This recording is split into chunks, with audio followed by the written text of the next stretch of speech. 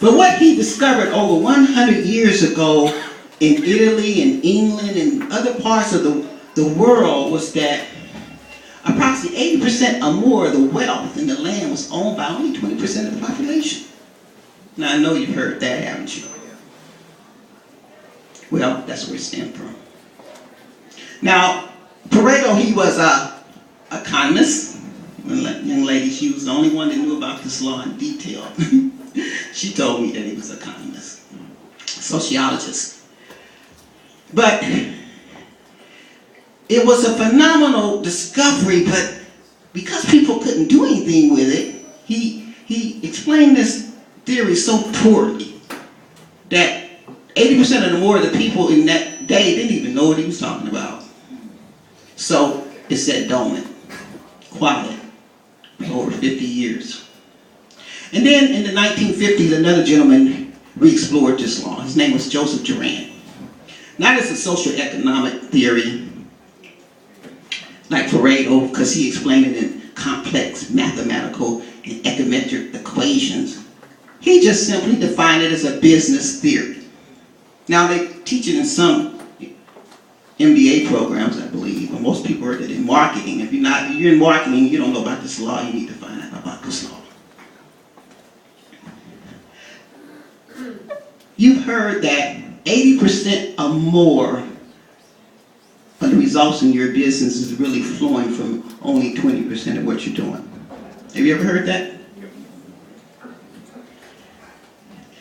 And that 80% or more of the work in your facilities, on your jobs, and your business is done by only 20%. Wait, we reverse that. That the majority, meaning 80% or more of the work is done by the less than 20% of the employees. You heard that, haven't you? Okay, now this is all true. It's all true.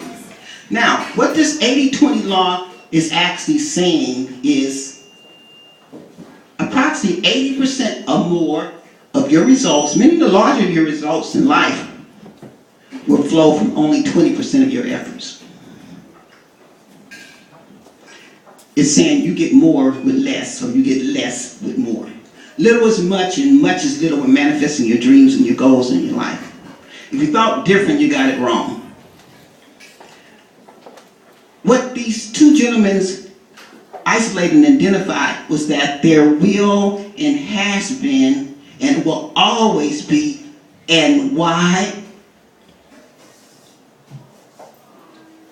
uneven imbalance between the input and the outcome of obtaining wealth in any area of your life.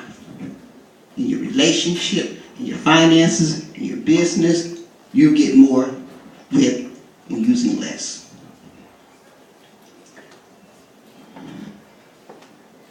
I'm going to take a few minutes here. I don't have a lecture. I'm going to share some statistics with you in my book so you can actually see this 80-20 law in your own life right now, where you can see that little is much and much is little when manifesting your dreams and your goals in your life, okay? So I'm going to have my assistant hold the mic while I read, okay? So she's going to be the, well, not the lecturer, I don't know what she's going to be. You hold the mic.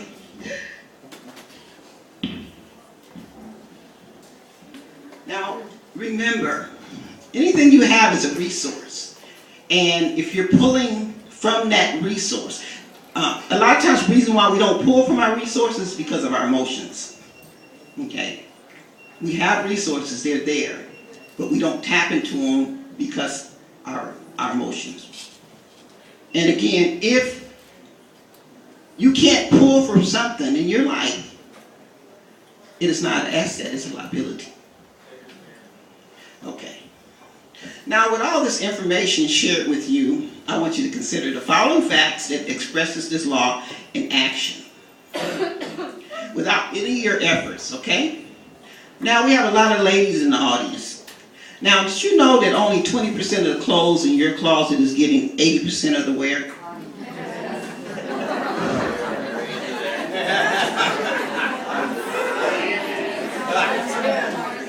Okay, that got us going there.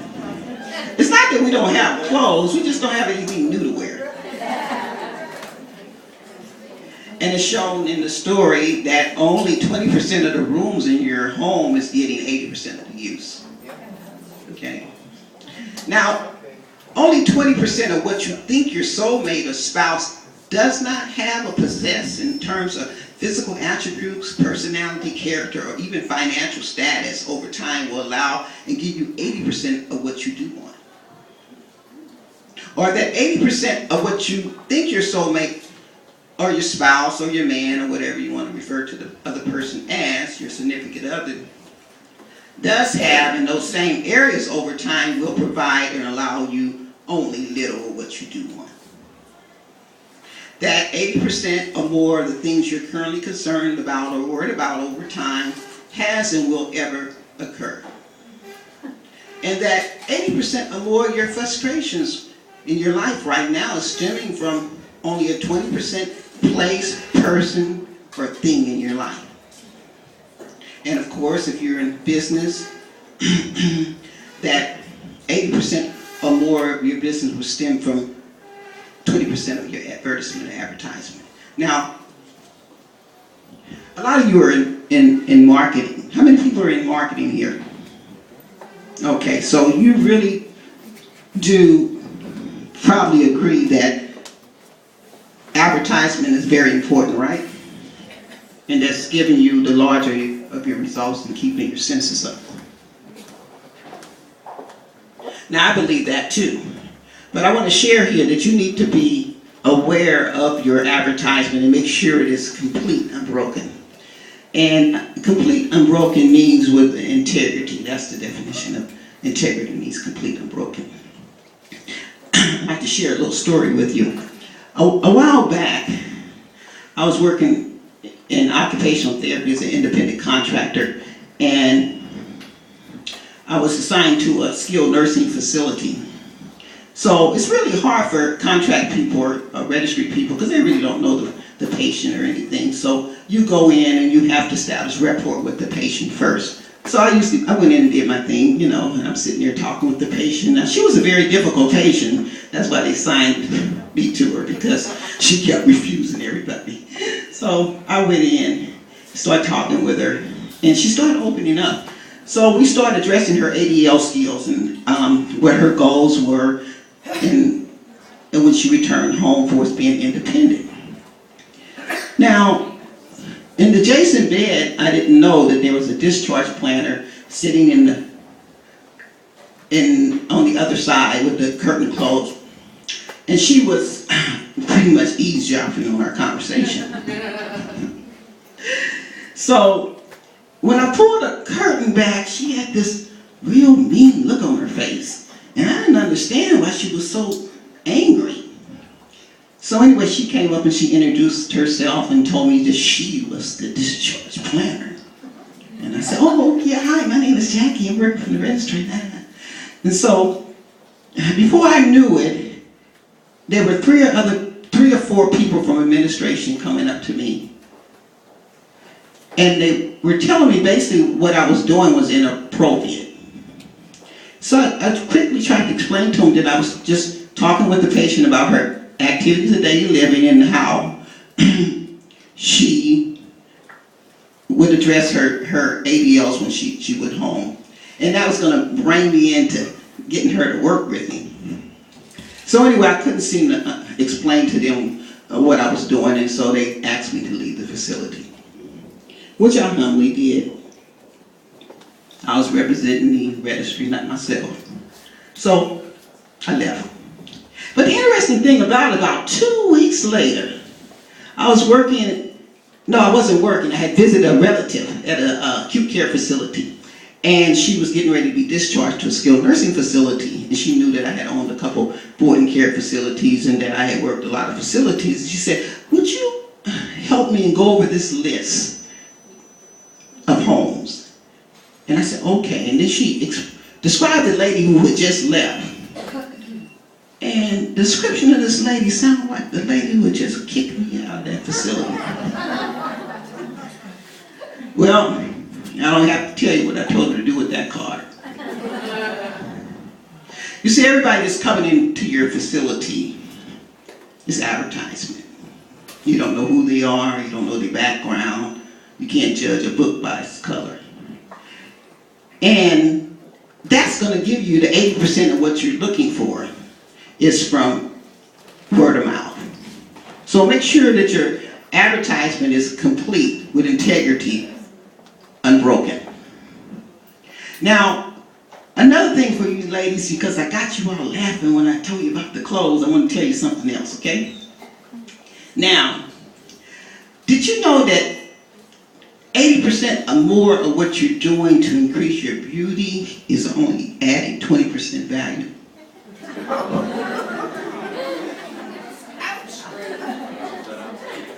That's okay. Just find out what the 20% is and put your weight on that.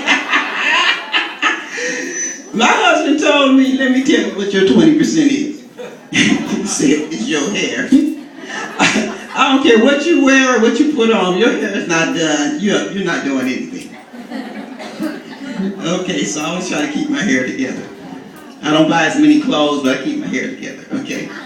Because I know that's my key 20%. Another key 20% that I've isolated and identified is my Southern dialect. That has attracted more people with little of my effort. And that's something I used to hate. I just dreaded it. And I'm not even from the South. Again, we're all sitting on our own acres of diamonds. They're there. All we got to do is just quiet our mind and isolate and start looking into our lives. From the time of the stimulus of any dream to the time of that dream's final manifestation is really termed a key gap of time between the stimulus and the response. A key gap of time that you must use effectively en route to any of your dreams and goals in life. And what you do with any of your resources during this key important time will be that 80% that will give you, will be the little 20% that will give you that 80% or more what you're looking for in life. So dreamers, let's begin. Thank you.